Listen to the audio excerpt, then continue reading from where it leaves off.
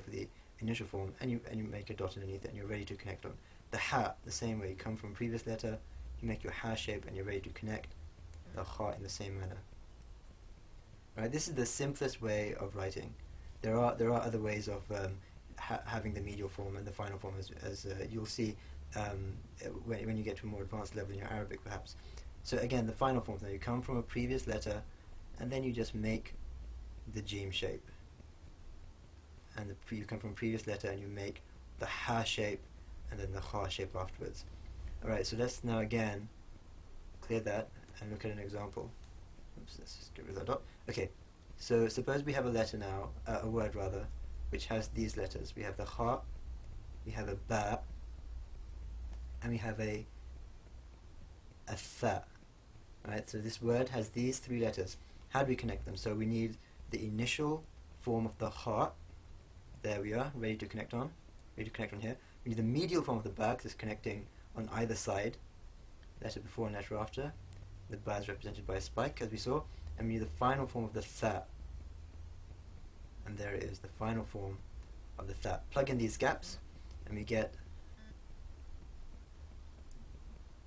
something like that. Alright, this should be closer to the bottom here. So ha, the ba, and the tha. Let's put in our vowels again. Again, I must emphasize, don't let this confuse you if you haven't done this. This is covered in the next lesson. So ha with the fatha, ba with the fatha, tha with the fatha as well, gives us the verb kha ba tha, which means to be evil or wicked. Then we have the dal, the dhal, the ra, and the zai. Okay, so the dal, let's see how that's written. It's an acute angle. That's all it is, written above the line as an acute angle. The dhal, written the same way with a dot. The ra, and these really is these two that form a group, and the next two, ra and zai, which are going to form a group, but we're just saving a little bit of time and doing them together. The ra, right, so the angle is much bigger and it comes beneath the line. Here we have an acute angle, and here we have a much more open angle which comes beneath the line, and the zai, like that. Alright, so what about the initial, medial, and final form? So again, remember, as with the alif, these form part of that group of 6 letters that can't connect on to a letter after them, like the English letters B or P, if you write joined up writing. So therefore, we're not going to have an initial form or a medial form. All we're going to have is a final form. And the way that works is we come from a previous letter and we go into the dal. We come from a previous letter and we go into the dhal. We come from a previous letter and we go into the ra. And again, we go into the zai from a previous letter. Alright, so let's again see if we can look at an example. So suppose we have a word in which we have the letters dhal, the letter kha, and the letter ra. How would we do this? So firstly, dhal. Can the dhal connect to the kha? No, it can't. It's one of those 6 letters which can't. There's nothing before it, and it's not going to connect to anything after it. So we just use the isolated form of dhal. What about the kha now? The kha isn't connected to anything before it, because as we said, the dhal can't connect on, but it is connected to something after it. It can connect on to the ra.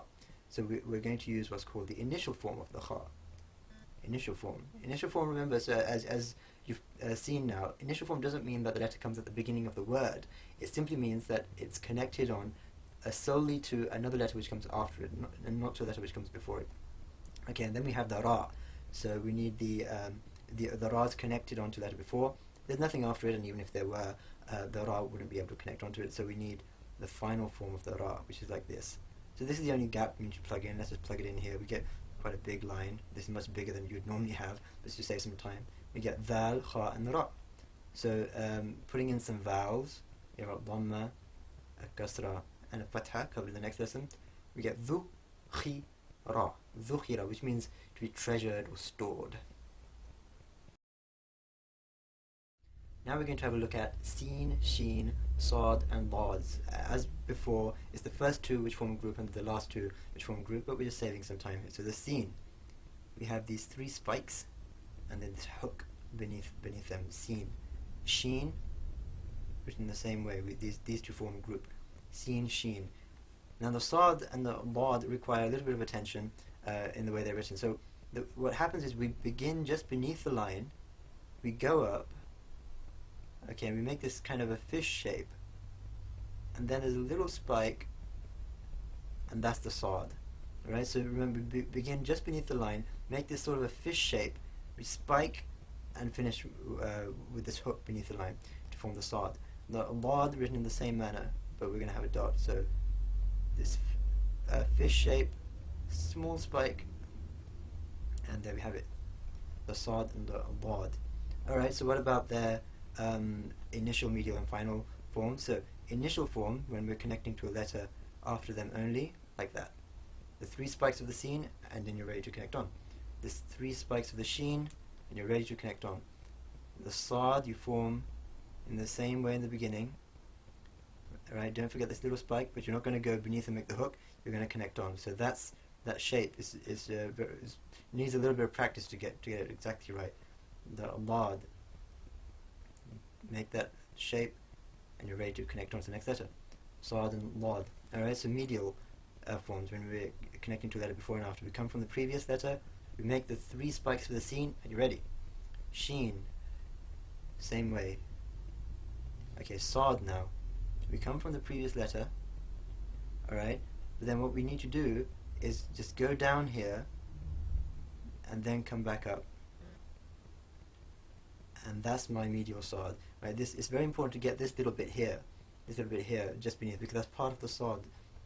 We come from a previous letter, we go down slightly, and we come around to form the sad, the lad in this case. Alright, and final, the final versions of these come from a previous letter, and we make the scene. Final forms, the sad, we come from a previous letter, and again, we make this sort of fish shape with a hook, and the sad, and the sheen, of course, with dots, and the lad with a dot there. Alright, let's look at an example. So suppose we have a word which has a scene, it has a jim, and it has a dal. Alright, scene, jim, and dal. So again, what form of the scene are we going to use? We're going to use the initial form, because it's just connecting onto a letter after it, nothing before it. So that's the initial form of the scene. What about the jim? We're going to use the medial form, of course, because of the letter before and the letter after. It can connect onto it can and does connect onto the dal. Remember, the dal can't connect to anything after it, but it does connect to things before it. So we're going to come from a previous letter, make our jim, and we're ready to connect onto the next letter. And the dal, we just use the final form. Let's plug in these gaps. What do we get? Sin, jim, and dal. Don't forget the dot for the jim at the end. Put in our vowels. 3 fathas, we get sajada, which means to prostrate. Now we're going to have a look at the ba and the va. Ba and va. So let's look at their isolated forms. You just come down, and you kind of make this like a B shape or a leg, and you just keep going. This little flick at the end is important. That's the isolated form of the ba. The va in the same way. So it sort of resembles the English B in its shape, but it's a little more pointy, and there's this thing at the end, this little tail at the end. And va, alright, so they're the isolated forms. Initial forms, very easy. And you just connect onto the next letter. You make the va, and you're ready to connect onto the next letter. Medial forms, again, very easy. Come from a previous letter. You make the ba, and you connect onto the next letter. So that should be plugged in, that gap. You come from a previous letter, and you make the va, and you join on. I'm not plugging in my gaps here, it's very bad.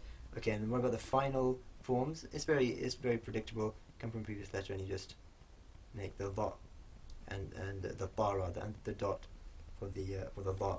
So let's look at an example.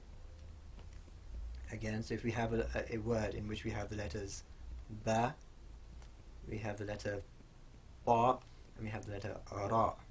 Alright, so how is this to be written? The ba is only connected on to a letter in front of it, so we need the initial form. The ba is connected on either side, we need the medial form, and the ra is only connected to a letter before it, so we need the final form. Plug in these gaps, that gap, and that gap. What do we get?